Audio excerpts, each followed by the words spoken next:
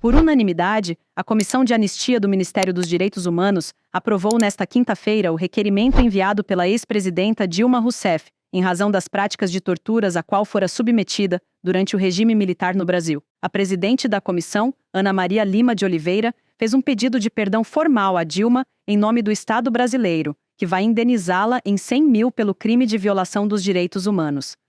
Pergunto aos conselheiros e conselheiras se estão todos esclarecidos, aptos a votar. Então, vamos votar. Só temos um voto, né? E esse voto é do relator, do conselheiro Rodrigo Ledes. Eu pergunto ao conselheiro Leonardo. Como vota o conselheiro Leonardo? Acompanho, presidente. Conselheiro Manuel. Acompanho o brilhante voto do relator, presidenta. Conselheira Maria Emília. Acompanho o relator. Conselheiro Marcelo Shoa. Acompanho integralmente o relator. Conselheira Rita Zipaí. Acompanho o voto. Conselheiro José Carlos. Acompanho o voto, senhora presidente. Conselheira Wanda Davi. Acompanho o brilhante voto e brilhante relato do conselheiro. Conselheira Márcia Laine. Acompanho o voto. Conselheira Alessandra Queiroga. Acompanho, presidente. Conselheiro Mário Miranda. Acompanho. Conselheiro Rafael Ablita. Presidente, eu acompanho a integralidade do voto, mas como eu já antecipei para a senhora e para o próprio relator, eu divido só quanto à questão da parte final do artigo 16, mas que como eu sempre sou vencido nesse ponto, por isso que eu não mencionei antecipadamente, mas todos os conselheiros conhecem qual que é o meu entendimento, então eu acompanho a integralidade só com a divergência quanto a desconto do recebimento das indenizações estaduais. Obrigado, conselheiro. Conselheiro Cristiano. Acompanho integralmente o relator, senhora presidente.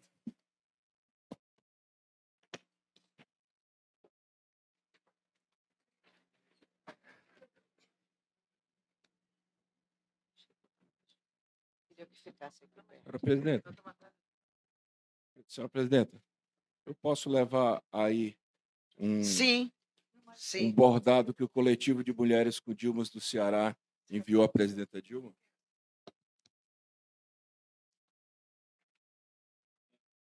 Excelentíssima senhora presidenta, não tem como não ser, Dilma Vana Rousseff. Esta comissão, pelos poderes que lhe são conferidos, lhe declara anistiada política brasileira e, em nome do Estado brasileiro, lhe pede desculpas por todas as atrocidades que lhe causou o Estado ditatorial. Causou à senhora, à sua família, aos seus companheiros de luta e, ao fim e ao cabo, como disse o relator, a toda a sociedade brasileira. Nós queremos também lhe agradecer pela sua incansável luta pela democracia brasileira, pela sua incansável luta pelo povo brasileiro. Muito obrigado por a senhora existir e ser essa mulher que, como todos lhe chamam, Dilma Coração Valente. Muito obrigada. Dilma não esteve presente na sessão por estar cumprindo uma agenda em Xangai, na China, no exercício da presidência do Banco dos BRICS. As deputadas federais, Jandira Fegali e Maria do Rosário, compareceram na deliberação. Nas redes sociais, Rosário lembrou da decisão dessa comissão sob o governo Bolsonaro de negar a reparação a Dilma. A comissão de anistia votou a anistia de Dilma Rousseff, da Dilma menina, da Dilma jovem, que foi presa, torturada, que lutou pela democracia e que por mais de 20 anos foi perseguida, demitida da FE, onde fez concurso, tantas e tantas perseguições. E a Dilma adulta, Dilma mulher e presidenta da República, que certamente seu impeachment fraudulento, o golpe que aconteceu contra ela, tem a ver também com a sua coragem, com a sua valentia de mulher que nunca se dobrou aos autoritários. Eu confesso para vocês que eu fiquei emocionada ao acompanhar essa sessão, porque no período do governo anterior, um voto absurdo, tinha negado a anistia política a Dilma Rousseff, como se ela não tivesse feito a luta que fez e não fosse a mulher que era. Nesse dia, na comissão de anistia, na anistia Dilma Rousseff, acontece a síntese entre dois momentos históricos complexos do Brasil, difíceis sobretudo. O período da ditadura, onde nós sabemos tudo o que aconteceu e há coisas que nós ainda não sabemos. E principalmente pela ausência da justiça de transição, o povo brasileiro ainda não sabe de tudo o que aconteceu naquela ditadura, contra ele próprio, contra nossos filhos e filhas, contra a nossa gente que defendia a democracia. Mas, ao mesmo tempo, essa sessão trouxe os dias atuais, quando é preciso se posicionar sem vacilar contra o golpismo, o ódio e aqueles que querem novas ditaduras. Ditadura nunca mais. A anistia, aqui, tem outro sentido. A anistia que alguns querem é para voltarem a torturar, para voltarem a matar, para voltarem a atacar o Estado Democrático de Direito. Essa nós não queremos. Reconhecer em Dilma a anistia diante da luta que ela fez pela democracia, quando estes que hoje querem instalar a ditadura eram os ditadores e os torturadores, dizer que a história não vai se repetir. A democracia não vai ceder espaço para os fascistas. E é desse lado da história que eu também estou com Dilma, com todos que defendem a democracia de verdade, a luta antifascista. Durante a leitura do relatório, o conselheiro Rodrigo Lenz fez críticas ao negacionismo e deixou recados à atual onda de revisionismo histórico que tenta usar o dispositivo da anistia como algum tipo de clemência a beligerâncias políticas. Primeiro, a anistia de 88 é uma conquista democrática e um direito individual e coletivo em razão de violações de direitos fundamentais promovidas pelo Estado autoritário por motivação política. Tem índole político-institucional e constitui uma responsabilidade civil extraordinária do Estado Nacional. Portanto, não se trata de um gesto de clemência do Estado ou ainda uma espécie de acordo entre beligerantes em razão de agressões mútuas, como falsamente se descreve a anistia de 1979, em franco negacionismo histórico. Segundo, a anistia de 1988, na plena abrangência do termo, constitui uma política pública de responsabilidade do Estado Nacional com a reparação integral das violações produzidas por tais atos de exceção, em sua dimensão moral, o reconhecimento público da condição de vítima, na sua dimensão econômica, com a compensação possível pelos prejuízos sofridos, na dimensão política, com a reintegração da dignidade cívica de quem foi vítima e da sua dimensão simbólica, como instrumento de construção da memória e da garantia de não repetição desses atos. Terceiro, a anistia de 88 é uma política pública da justiça de transição, assim como as demais políticas de busca pela verdade, direito à memória histórica, de justiça, reconhecimento e responsabilização, e reformas institucionais, sobretudo das forças de defesa e segurança e do Poder Judiciário. Portanto, constitui um pilar da transição política de uma cultura autoritária para uma cultura democrática, vital para a defesa do Estado Democrático de Direito.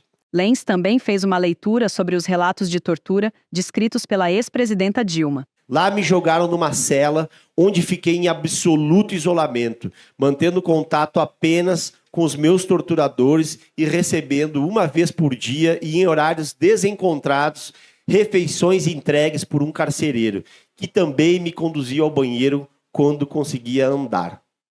Neste período, fui submetida por quase um mês a interrogatórios e a toda sorte de torturas.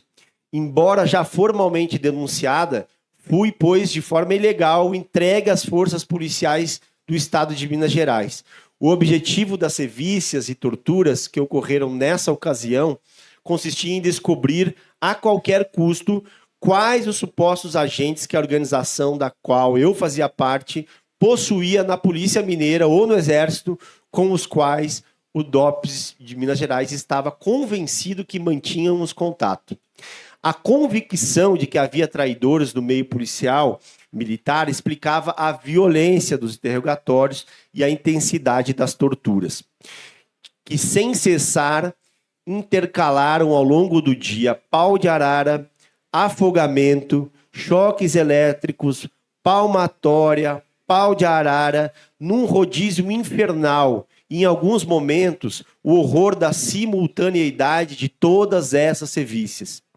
Aí, em Juiz de Fora, eu descobri que alguns minutos poderiam durar séculos. Nas redes sociais, militantes e perfis da esquerda classificaram a decisão de história e resgataram vídeos da ex-presidente Dilma, com discursos sobre o caráter antidemocrático de regimes como a ditadura militar no Brasil. Qualquer comparação entre a ditadura militar e a democracia brasileira só pode partir de quem não dá valor à democracia brasileira. Eu tinha 19 anos, eu fiquei 3 anos na cadeia e eu fui barbaramente torturada, senador. Qualquer pessoa que ousar dizer a verdade para interrogadores compromete a vida dos seus iguais. Entrega pessoas para serem mortas. Eu me orgulho muito de ter mentido, senador, porque mentir na tortura não é fácil. Agora, na democracia se fala a verdade. Diante da tortura, quem tem coragem, dignidade, fala mentira. E isso, senador, faz parte, integra a minha biografia, que eu tenho imenso orgulho. E eu não estou falando de heróis. Feliz do povo que não tem heróis desse tipo, senador. Porque aguentar a tortura é algo dificílimo. Porque todos nós somos muito frágeis. Todos nós. Nós somos humanos, nós temos dor. A sedução, a tentação de falar o que ocorreu e dizer a verdade é muito grande, senador. A dor é insuportável. O senhor não imagina quanto é insuportável. Então, eu me orgulho de ter mentido. Eu me orgulho imensamente de ter mentido. Porque eu salvei companheiros da mesma tortura e da morte. Não tenho nenhum compromisso com a ditadura em termos de dizer a verdade. Eu estava num campo, eles estavam no outro. O que estava em questão era a minha vida e a de meus companheiros. Vou repetir mais uma vez. Não há espaço para a verdade, é isso que mata. O que mata na ditadura é que não há espaço para a verdade, porque não há espaço para a vida, senador. Porque algumas verdades, até as mais banais, podem conduzir à morte. É só errarem a mão no seu interrogatório. E eu acredito, senador, que nós estávamos em momentos diversos da nossa vida em 70. Eu asseguro para o senhor, eu tinha entre 19 e 21 anos e, de fato, eu combati a ditadura militar. E disso eu tenho imenso orgulho.